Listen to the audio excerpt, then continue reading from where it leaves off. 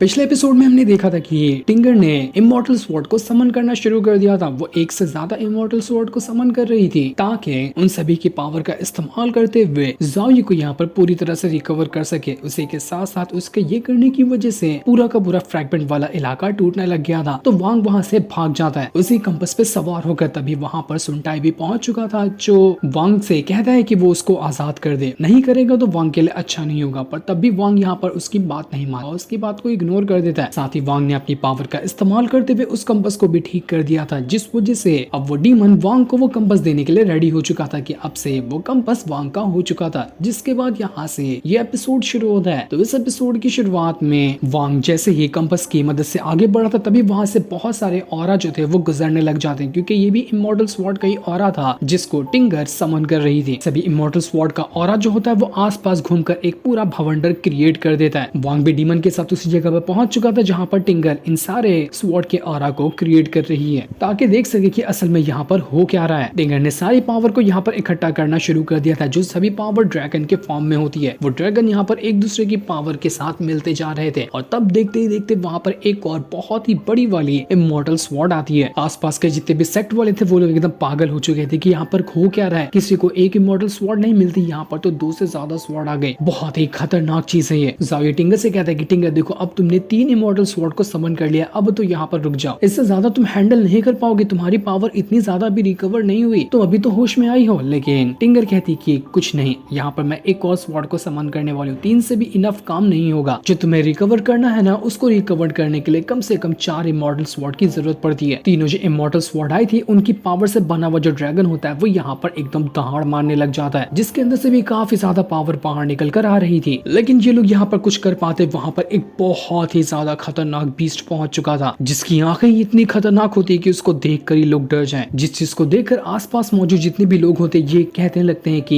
ये तो बहुत ही ज्यादा हाई लेवल का गार्डियन बीस्ट है और ये स्वॉर्ड सेट से आता है, ये तो बहुत ज्यादा खतरनाक चीज है। कहीं ऐसा तो नहीं कि यहाँ पर स्वॉर्ड सेट का मास्टर लिन तियान आ रहा है। इसके बाद वहां पर एक मास्टर की एंट्री होती है जो कि बहुत ज्यादा खतरनाक लग रहा था। जैसे उसने एंट्री मारा था उसकी एंट्री से इतनी ज्यादा पावर निकलती कि वांग भी उड़कर वहां से बहुत दूर जाकर गिर चुका था। उसको खून की उल्टियां होने लग जाती है। वांग कहता है कि ये बंदा सच में बहुत ज्यादा खतरनाक है, इसके ऑरा से यहाँ पर मेरी काफी ज्यादा पावर कंज्यूम हो गई। वो जो मास्टर यहाँ पर आया हुआ था वो यहाँ टिंगर को देखकर कह रहा होता है कि क्या तुम एक इमॉर्टल हो, तुम मुझे कोई खास लगती हो, मतलब ये कोई ज्यादा खतरनाक वाली इमॉर्टल होगी तुम, लेकिन तुम चाहे कुछ भी क्यों ना रहो मुझे इससे कोई फर्क नहीं पड़ता क्योंकि तुम मेरे मुकाबले की बिल्कुल नहीं हो। ये इमॉर्टल रैम जो है ना वो पूरी तरह से बर्बाद हो चुका है और वहाँ का कोई अगर इमॉर्टल बंदा आज के टाइम पे भी जिंदा है ना तो उसको तो मरना पड़ेगा ही। मैं यहाँ पर तुम्हें मारने के लिए आया और तुम्हें मैं मार कर ही रहूंगा, क्योंकि आपको याद होगा कि ये टिंगर जो थी वो हजारों सालों से इमॉर्टल रैम के अंदर ही थी और जब पहले इमॉर्टल रैम सही था तभी भी वही की एक मेंबर थी। इसी वजह से एल्डर कह रहा था कि इमॉर्टल रैम का जो भी होगा उसको मरना पड़ेगा। बाहर के लोग इमॉर्टल रैम वालों से नफरत भी करते हैं। लेकिन ये सुनकर टिंगर जो होती है वो जो एल्डर का बीस्ट यहाँ पर आया हुआ था उससे कहती है कि बीस्ट, क्या तुझे याद नहीं कि तेरे जो एंसेस्टर हुआ करते थे उनकी हिम्मत नहीं होती थी कि मुझसे आंखें मिलाकर देख सके और तू यहाँ पर आया मुझसे हमला करने के लिए, तेरी औकात ज्यादा नहीं बढ़ गई। जो सुनकर उस एल्डर का बीस्ट भी घबरा जाता है क्योंकि वो भी जब उसके एंसेस्टर हुआ करते थे वो सभी इमॉर्टल रैम के ही मेंबर थे और टिंगर इमॉर्टल रैम की एक बहुत ही खास पर्सन थी। इसी वजह से सारे इमॉर्टल रैम के बीस्ट उससे डरा करते थे। तो उन्हीं का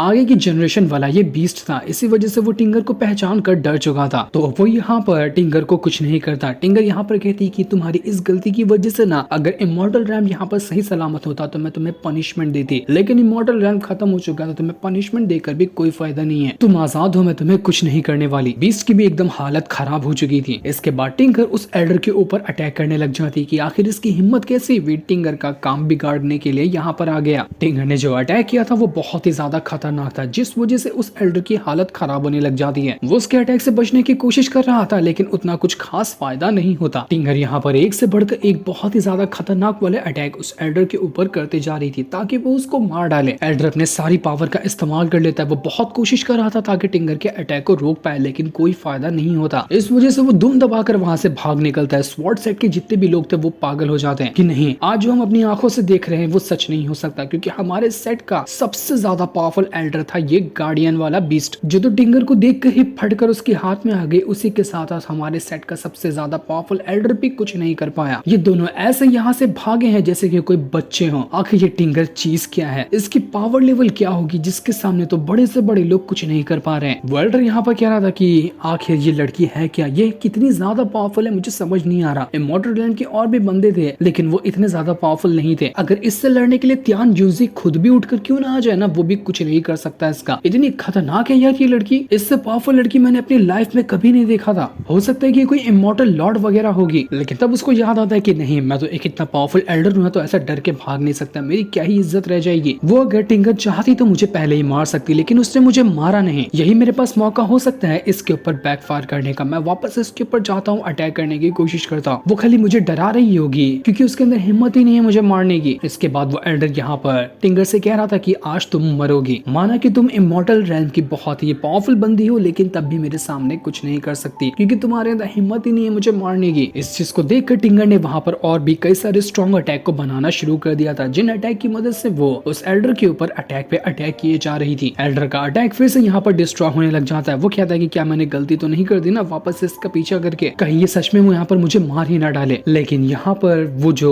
एल्डर था उसके अटैक को यहाँ पर टिंगर ने तो रोक लिया था, लेकिन एल्डर को कुछ नहीं होता। साथ ही एक ही अटैक रोकने की वजह से टिंगर की हालत खराब हो जाती है क्योंकि उसने इतनी सारी इमॉर्टल स्वॉर्ड को समन करने के चक्कर में अपनी काफी ज्यादा पावर को कम कर दिया था और एक ही अटैक में उसकी हालत खराब हो गई। तो वो एल्डर कह रहा होता है मजा आ गया, अब तुम मरोगी। वो अपनी बहुत ही ज्यादा हाई लेवल की स्वॉर्ड को बाहर निकालता है और उसको सीधा टिंगर की तरफ ही भेज देता है ताकि टिंगर को मार दे। टिंगर यहाँ पर उसके अटैक को रोकने की कोशिश कर रही थी, लेकिन फिर भी वो यहाँ पर इतना आसानी से वो अटैक नहीं रोक पाती। ज़ाओ टिंगर से कहता है कि टिंगर क्या कर रही हो, पीछे हट जाओ, तुमने अपनी आधी से ज्यादा इमॉर्टल एनर्जी को वेस्ट कर दिया, तुम और ज्यादा वेस्ट करोगी तो तुम यहाँ पर खड़े रहने के भी लायक नहीं बचोगी, तो तुम्हें अब ये नहीं करना चाहिए, तुम यहाँ से पीछे हट जाओ, हम दूसरा तरीका निकाल लेंगे मुझे रिकवर करने का। लेकिन टिंगर तो कुछ भी सुनने के लिए तैयार नहीं थी। वो अपनी और ज्यादा पावर को एक्टिवेट करने लगती है ताकि इस एल्डर की जान ले सके। उसने अपना एक और हाई लेवल का अटैक बना लिया था जो कि एक और इमॉर्टल स्वॉर्ड के अंदर से बन रहा होता है, क्योंकि यहाँ पर आखिरी वाली भी इमॉर्टल स्वॉर्ड पहुंच चुकी थी। उसका ड्रैगन जैसे यहाँ पर आता है, टिंगर अपनी पावर को उसके अंदर डाल देती है और उससे कहती है कि जाओ और खुद को स्वॉर्ड में ट्रांसफॉर्म करते हुए इस एल्डर की जान ले लो। वहां पर एक बहुत ही बड़ी स्वॉर्ड आ चुकी थी जो एल्डर के यहाँ पर अटैक करने के लिए रेडी थी, लेकिन एल्डर भी अपनी पाम टेक्निक का इस्तेमाल कर लेता है ताकि वो इस अटैक को रोक सके। वो कैसे भी करके टिंगर को मारकर सारी की सारी इमॉर्टल स्वॉर्ड हासिल करना चाह रहा था, लेकिन यहाँ पर ये अटैक हो पाता कि तभी वहां पर बहुत ज्यादा ऑरा आने लगता है और एक बहुत ही बड़ी पाम टेक्निक आई थी जो उस एल्डर के ऊपर लगने लग जाती है। ये अटैक किसी और ने नहीं बल्कि तियान जुनजी ने किया था। वही तियान जुनजी जिसने वहां को ऑफर दिया था कि उसको 100 साल के लिए वहां को वो अपना डिसाइबल बनाना चाहता है। वही यहाँ पर इतना खतरनाक अटैक उस एल्डर के ऊपर कर रहा था। एल्डर वहां पर तियान जुनजी से कहता है कि अगर तूने मुझे यहाँ पर ये इमॉर्टल स्वॉर्ड लेने से रोका तो फिर देख लेना हमारी जितनी भी दोस्ती है ना वो सभी दुश्मनी में बदल जाएगी और हमारा सेट तुझे नहीं छोड़ेगा। वांग एकदम हैरान रह जाता है कि आखिर तियान जुनजी का अटैक यहाँ पर कैसे आ गया। तियान जुनजी यहाँ पर उस एल्डर से कह रहा था कि तुम यहाँ पर वो स्वॉर्ड नहीं ले सकते क्योंकि जिसकी किस्मत में होता है वही उस स्वॉर्ड को हासिल कर पाता है। तभी वहां पर एक दूसरा एल्डर पहुंच चुका था जो यहाँ पर आने के बाद अपनी पावर का इस्तेमाल करते हुए 4 में से एक इमॉर्टल स्वॉर्ड को लेकर भागने लग जाता है। अब पता तो नहीं चलता कि ये वाला एल्डर किस सेक्ट का था, लेकिन वो वहां पर आने के साथ तुरंत ही एक स्वॉर्ड को लेकर भाग रहा था। वो एल्डर उससे कहता है कि तू यहाँ से ये स्वॉर्ड लेकर नहीं जा सकता, मैं तुझे जिंदा नहीं छोड़ूंगा। लेकिन वो एल्डर जहाँ पर अभी आया था वो सुनने को तैयार नहीं होता। टिंगर भी अपने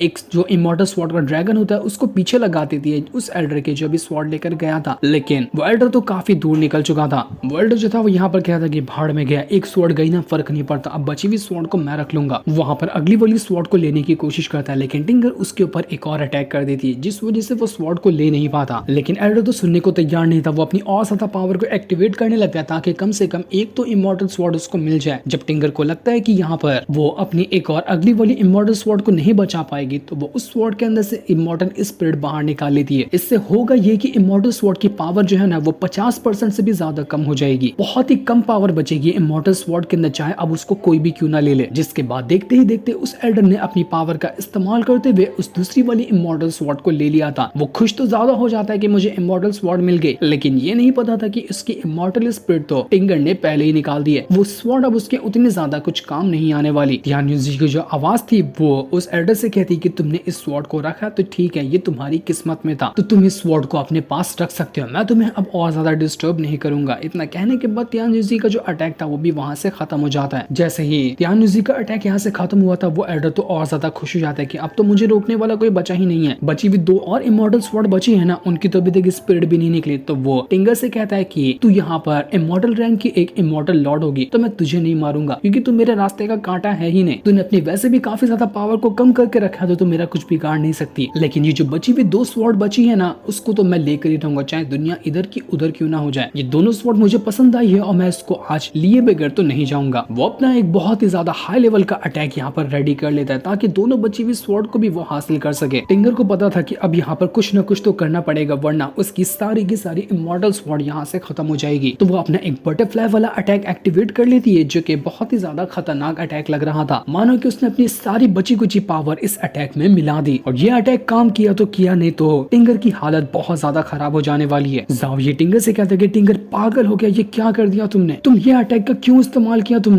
अपनी सब पावर को खत्म करते जा रही हो, ये मत करो। लेकिन टिंगर कुछ भी सुनने के लिए तैयार नहीं थी। वो यहाँ पर कैसे भी करके उस एल्डर को खत्म करना चाहती है तो वो अपना बटरफ्लाई वाला अटैक रेडी करते हुए एल्डर की तरफ कर देती है, जिस वजह से पूरा इलाका धमाके में बदल चुका था। जो भी वहां से रहते हैं वहां पर खड़े हुए वो सभी उड़कर दूर फेंकाने लग जाते हैं। लेकिन एल्डर को तो कोई फर्क नहीं पड़ रहा था, वो उल्टा खुश होता है क्योंकि वो यही चाह रहा था कि टिंगर अपनी सारी पावर को खत्म कर दे। उसके बाद कोई भी नहीं होगा यहाँ पर जो उसको इमॉर्टल स्वॉर्ड लेने से रोक पाए। तो वो भी यहाँ पर अपनी बहुत ही ज्यादा हाई लेवल की डिवाइन स्वॉर्ड को बाहर निकाल लेता है और उसकी मदद से उसने टिंगर का जो ये बटरफ्लाई वाला अटैक था उसको रोकने की तैयारी शुरू कर दी थी। वो अपनी डिवाइन स्वॉर्ड को सीधा टिंगर की तरफ ही भेज देता है जो टिंगर को लगकर उसके बटरफ्लाई वाले अटैक को रोकने लगती है। दोनों के बीच जो फाइट हो रही थी वो बहुत ज्यादा कमाल की थी, देखने लायक वो फाइट होती है। दोनों तरफ से लोग अपनी जान लगा रहे थे। एक तरफ से एल्डर अपना पागल हो गया था स्वॉर्ड के लिए तो दूसरी तरफ बेचारी टिंगर अपनी स्वॉर्ड बचाने के लिए वहां पर मशक्कत कर रही थी और जिस चीज का सभी को डर था वही चीज यहाँ पर हो जाती। टिंगर को एक अटैक लग चुका था जिस वजह से उसकी हालत पूरी तरह से खराब हो गई थी, यहाँ तक कि उसका बटरफ्लाई वाला अटैक भी खत्म हो चुका था। जावी जैसे वो देखता है पागल हो जाता है कि टिंगर नहीं, ऐसा नहीं हो सकता, टिंगर ये तुमने क्या किया। टिंगर कहती है कि एक इमॉर्टल जब पैदा होता है तो वो किसी फीलिंग के साथ ना ही चले तो वही बेहतर होता है। लेकिन जावी तुम्हारे साथ रहते हुए मुझे फीलिंग का एहसास हुआ, तुमने यहाँ पर आकर मुझे एक जीने की वजह दी थी जिसकी वजह से मैं जीना चाहती थी और तुम्हारे लिए मैं कुछ भी करना चाहती थी और आज भी मैं तुम्हें ही बचाने की कोशिश कर रही थी जिसकी वजह से आज यहाँ पर ये सब हो गया। आज मुझे पहली बार समझ आ चुका है कि मेरा जन्म लेने का असल मकसद क्या था। मेरे जन्म लेने का असल मकसद बस यही था कि मैं तुमसे मिलूं, तुम्हारे साथ अपनी फीलिंग शेयर करूं और तुम्हारे लिए ही यहाँ पर मर जाऊं। जाओ ये तुम्हारा बहुत बहुत शुक्रिया इतने प्यारे लम्हे मेरे साथ गुजारने के लिए। अगर मुझे अगली लाइफ मिलती है ना तो मैं खुशी से उसे भी तुम्हारे लिए खत्म कर देना पसंद करूंगी। उम्मीद है कि अगली लाइफ के अंदर हम दोनों एक साथ रहेंगे। रहोगे ना जाओ ये मेरे साथ अगली लाइफ में भी। इतना इमोशनल कर देने वाला ये सीन था जिसकी कोई हद नहीं थी। एक तरफ जाओ ये जो पागल हो चुका था टिंगर के लिए, वो उसके लिए अपना सब कुछ कुर्बान करने के लिए रेडी था और आज उसकी आंखों के सामने टिंगर यहाँ पर हमेशा के लिए खत्म हो रही थी। जिसके बाद देखते ही देखते यहाँ पर सारी की सारी स्वॉर्ड की एनर्जी जावी से मिल चुकी थी। जावी यहाँ पर पूरी तरह से रिकवर हो चुका था जो कि टिंगर करना चाहती थी, लेकिन इसको रिकवर करने में उसने बहुत बड़ी कीमत चुकाई जो कीमत उसकी जान थी।